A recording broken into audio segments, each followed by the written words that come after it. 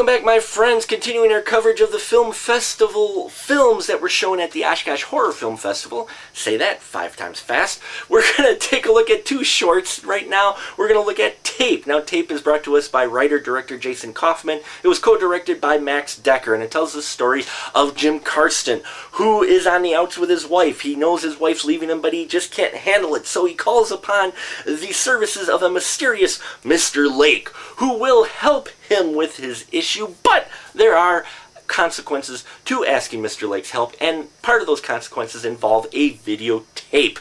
And we get to see the events unfold from there as Jim Karsten tries to deal with his consequences. Folks, Tape was a surprise to this. Didn't know anything about it really going into it, and when I watched it, I was like, oh, this is a great take on the old revenge story, if you will. Again, yet another short that deserves to be in the Tales from the Crypt type of anthology films or whatnot. It was that good. I really liked the unique twist, if you will, and the use of a videotape as a major object or prop, as well as a major mover in the plot. I liked some of the other retro stuff they did as well. Mr. Lake was a great, interesting, mysterious character, also played by Jason Kaufman, who directed and wrote it. And I loved how he talked to people. It was great. There's, you get to see some old retro technology in there, like an old tape deck, and it had this great, interesting, unique feel, and it was a fairly original story that you wouldn't see out of Hollywood, which is what's great about a lot of these independent films, okay?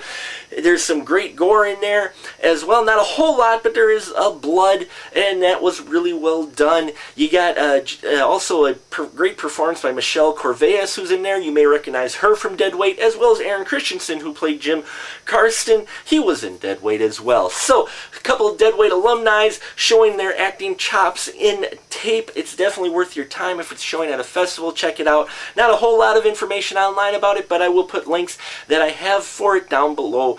Definitely Tape is a unique and original short film that definitely is a breath of fresh air. Now, another breath of fresh air we got is Divination, a surprise film as well, one of the shorts. And now we've got in here J.T. Seaton, who wrote and directed the story of a psychic, if you will, who claims to be able to talk to the dead relatives. And we know she doesn't exactly be able to do it, but that's how she makes her money. When she takes one final customer before she decides to close up shop because things just aren't going well for her financially, she may get more than she bargains for, and that's in the form of her final customer, Carrie Ann Normand, who's played fantastically by Ann Postel.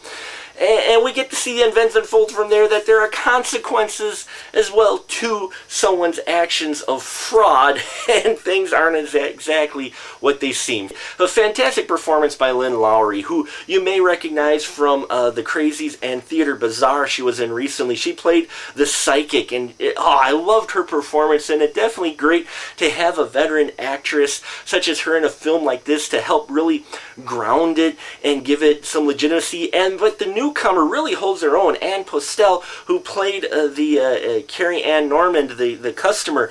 Oh, I loved her creepy. She really brought this whole creepy vibe, and I really look forward to seeing what other projects she may be in, because I hope she does get more, because she just held her own in the scenes with Lynn Lowry. The special effects in this film were great. They were a lot better than I thought they would be for a low-budget film, and the ending comes to a very dramatic conclusion, which definitely needs to be seen, because it's just a lot of fun, especially for horror fans out there. Again, another independent film bringing some fresh stories and some interesting tales, and it is another one. I mean, all of these short films could have just popped right into a Tales from the Crypt special, and it would have been great and fitting for that series. I liked all these shorts that's shown at the festival just about, and I wish all of you could have been there to see them. Check out the links down below for Divination. It's definitely worth your time, again, if it's at a festival for you. And hopefully it gets put into an anthology so you can see it, because it's a lot of fun and definitely a great take on the old psychic fraud story. And that'll about do it for us here at the Final Cut. Thank you for sticking with us while we do our continuous coverage of these films from the festival. Definitely check some of these out. They need your support. They're independent cinemas, and the only way that these films can get out there and be known is through help from you and from me.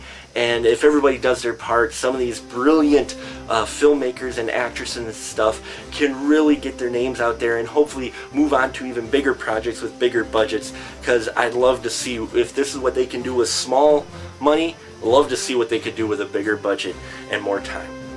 And that'll about do it for us here at The Final Cut. Till next time, keep that ticket stuff.